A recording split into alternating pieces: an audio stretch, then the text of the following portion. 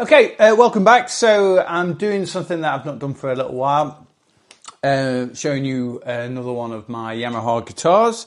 This one, I think I dated the serial number, which is down here on the neck. It's a, I was going to tell you then, I don't think you need to know the serial number. Dated it at around 1972. I think they made these guitars from 67 through to about then in the early 70s.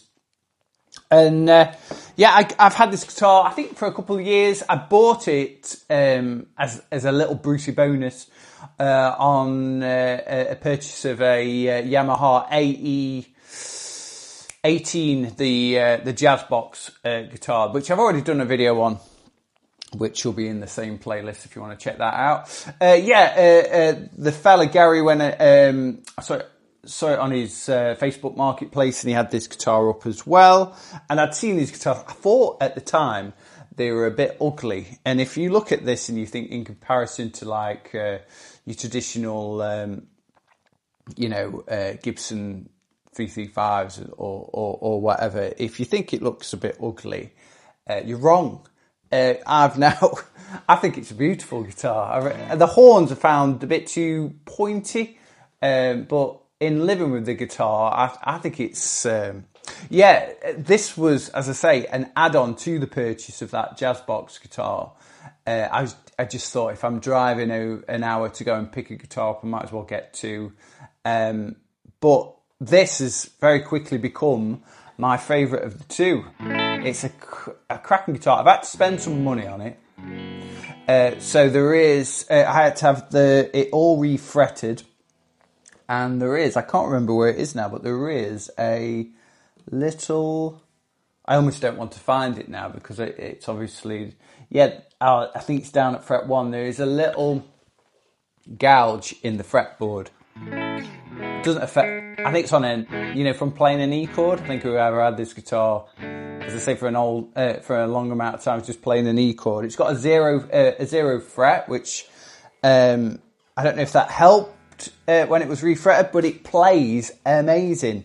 The action up and down the neck is fantastic, and really pleased with it. When I first got it as well, I wasn't keen on this tremolo, but I'm not sure if it's meant to be able to be removed. The case that it came with, you can leave the tremolo arm back like that, and it fits in the case perfect. But when I take my guitars apart, when I first get them and give them a good clean, took all the machine heads apart and greased and oiled what needed to be done. But yeah, the two, a little bit of Loctite is all I had to do on it. This is kind of like a Fender Jaguar tremolo. It needs actually a bit of tightening up, but which I won't do right now.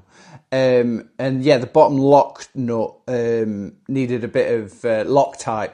And now I'm able to also where the inside, so you put your tremolo arm in, and there's a end of shaft, a little thing that grips onto the end of the tremolo arm, and I don't know if you'll be able to see that, the little nodule there. So I've just opened it ever so slightly, and now I can get this in and out without too much of an issue. Here, just click there. As I say, it does need tightening up a little bit. If I twist it around there, it normally sorts it out, and it has. Tremolo arm, machine heads. The tuners are the original ones, and I'm not too big a fan of these. They're kind of like what you would get on an old, I don't know, I've seen them on really old acoustics, you know, just as you take this off, you've got the cog there. But they're working fine. There is a little bit of play in, I can't find it now, that one. There's a little bit of play in the machine head, so. Also, it's taken some damage at some point on the headstock. It's, I would imagine, somebody's maybe put a cigarette in there. It looks like it's been repainted or it's been burnt or something's happened.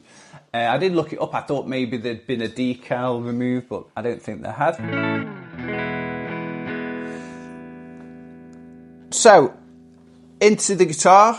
When I've been using this guitar for playing Stone Rose in my Stone Roses tribute, and I've had to do a few things to it to make it workable for that. So I play from everything from like jangly cleans doing John Squire to like, you know, really heavy distortions on this guitar, and it being a full hollow body guitar and having old pickups, it was a bit of a feedback machine.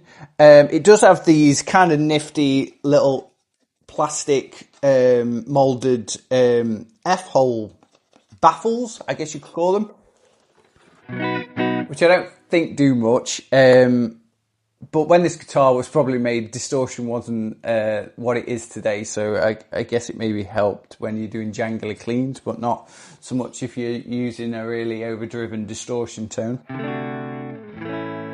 Yeah, so I've stuffed about 5, stripped, cut up some t-shirts and stuffed them in, which I've done before with hollow bodies. I had a Epiphone Casino that I did the same, and that really helped with that.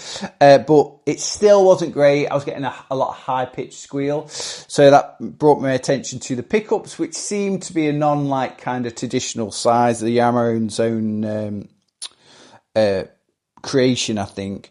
But I basically wax potted these myself. I took them out, and when I put them in the wax, just bubbles came up. So there was a huge void. And I do think it's taken a little bit. It's still bright. It's still very. But it was really, really, you know, really bright before. But now I'm able to play things that are, you know, very gain and crush.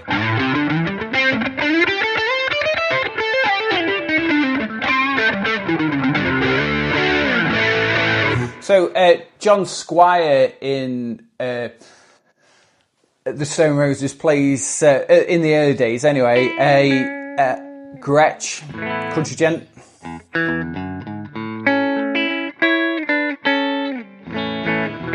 So it's got those like kind of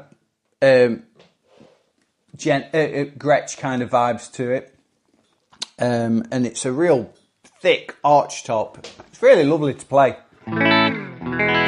Something that I do need to get looked at is these are all, I think there's been a pot replaced. This is the tone pot at the bottom, which works. I think that was the one I had replaced.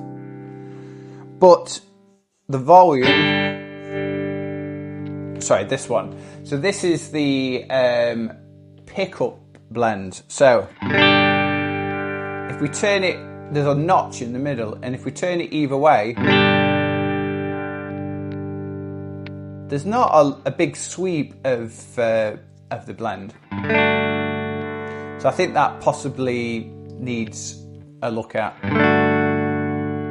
So if I put it down onto the bridge, all the way onto the bridge, it sounds like that. But if I just notch it just from middle, I guess it does actually, it does. I just would like it more tones, you know, going from the middle position, heading towards the bridge or the neck, you know, more different, which I normally find with my other guitars, which are in this configuration. So this is the neck currently. Put this in the middle again. Sorry, this is the neck.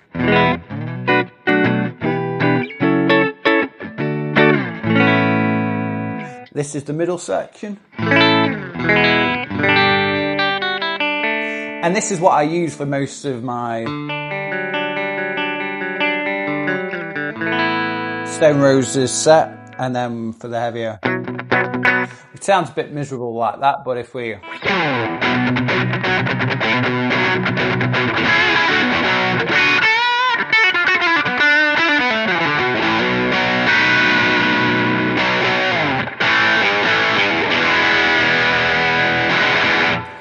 Yeah, so it's a beast, and I love it, and so glad that I got it, more so than the Jazz Box, which I do really like the guitar. I should play more, mainly just sits in my living room.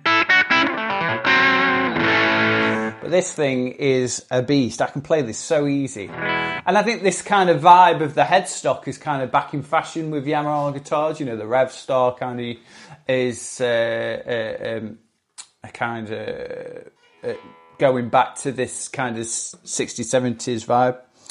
Anything else to mention? I don't think so. Oh, it's kind of cool. It's got the rollers as well on the tremolo. I find it stays in tune as well. You know, I do things like put a little bit of graphite, you know, just pencil rubbings into the headstock. But it's got this roller on here, which I kind of grease these a little bit as well.